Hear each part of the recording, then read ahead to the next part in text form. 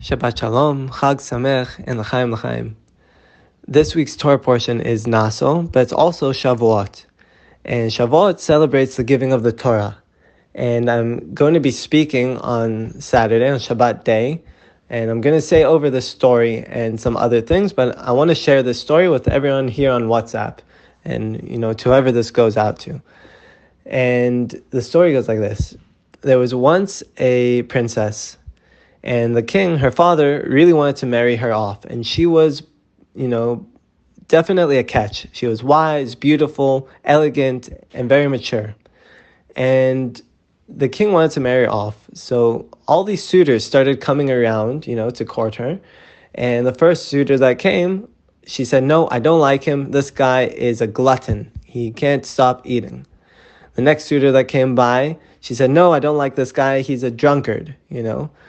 And eventually the king said, I'm fed up with this. You keep denying everyone. So the next person that comes to the gates, he's who you're going to marry." And who shows up? But a lowly peasant. The small, simple peasant guy shows up to the gates of the palace. And the king keeps his word. He says, "Well, I said what I said. You're going to marry him." So the princess gets married to this peasant guy, and she goes and lives with him in his village. And in the village, she loses all her ways. She was living in a palace. Now she's in a dirty village. She has to work for her living. Everyone's treating her poor, like she's nothing. And all her fine features are now getting hardened. And she really hates it. So she sends a message to her father saying, "Come, please, I need you to come and visit me. I'm having such a tough time. Please get me out of here." And so word comes back to the village that the king is going to come and visit on a certain day. So all the village people start preparing, cleaning up everything. They go into the house, they start cleaning the house of the princess, they buy her nice clothes, and they start to pamper her. And the town runner comes, he says, here comes the king, here comes the king. And sure enough, the king shows up with his whole entourage. And he spends the whole day there with his daughter, the princess. And they have such a great day together, and everyone is so happy. It's such a huge festive day. And at the end of the day, the king says, "Okay, it's time for me to go back to the palace."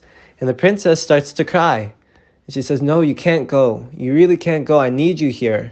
I can't stay here anymore. This place is terrible. They treat me poorly. It's only because you're here that they treat me like this. And everything is so nice and beautiful. It's not typically like this. It's terrible over here." And the king is shocked to hear this, so he goes to her husband, the peasant, and he says, "Is this true? Is what she's saying true?"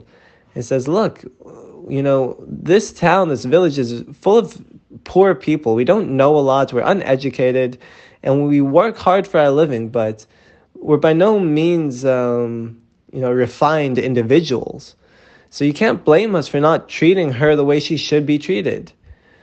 And the king says, "Okay, I understand. I understand." And the peasant says, "It doesn't have to be this way. Take us with you. Give us a place to stay around the palace. And then she'll be treated the way she is supposed to be treated." And the king says, "Okay." And he brings them back, and they go and they live close to the king by his place. And the reason I bring this story is because it's a mashal. It's a parable to understand the time that we're in. What is the festival of Shavuot? Basically, the princess in the story is the Torah. And Hashem, the king, decided he wanted to give the Torah to someone. So first comes Adam, and he says, the Torah says, "No, you're not giving me to Adam. This guy can't stop himself from eating. He ate from the tree of knowledge." Then comes Noach, and she says, "No, you're not giving me to Noach. Noach is a drunkard. He grew this grapevine, and started drinking and got drunk." And so the king says, "That's it. The next person that comes, I'm giving it to them."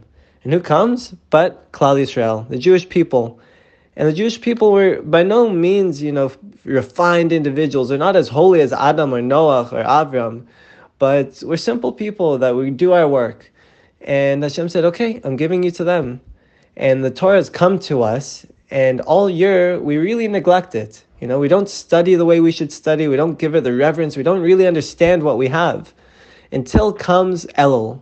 Elul is the time where the town runner comes and announces the king is coming, and all of us start to say, "Oh wow, we should start to daven more, we should start to learn more, we should start caring about the Torah," and we start to actually pay attention. And then comes the king, and we have these great days, Rosh Hashanah, all the way, the 10 days in between Rosh Hashanah and Yom Kippur, and we're with the king all the time, and it's pure, and it's holy, and it's beautiful. And then comes Shavuot. And Shavuot is when the king is now leaving, and the Torah is saying, don't leave. You can't leave me. I can't stay with these people. Sorry, it's not Shavuot. It's after Yom Kippur, the king is leaving, and we say, no, don't leave. The Torah says, don't leave, don't leave. I need you to stay here. These people neglect me. They don't study me until you come. They don't care about me until you're here. And the king says, I understand. And the pauper, the Jewish people, we come to Hashem and we say, look, it's true. We don't study the Torah the way we should. But if you bring us close to you, if you really allow us to understand and see the beauty of the Torah, then we'll come and we'll stay with you and we'll be with you and we'll treat her the way she should be treated. And that is Shavuot. Shavuot is this time where we have to start to understand Hashem has given us the most precious gift He could ever have given us. It's Him. He signed Himself into this Torah and He's given it to us.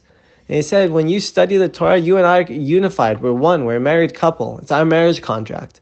Stay with me.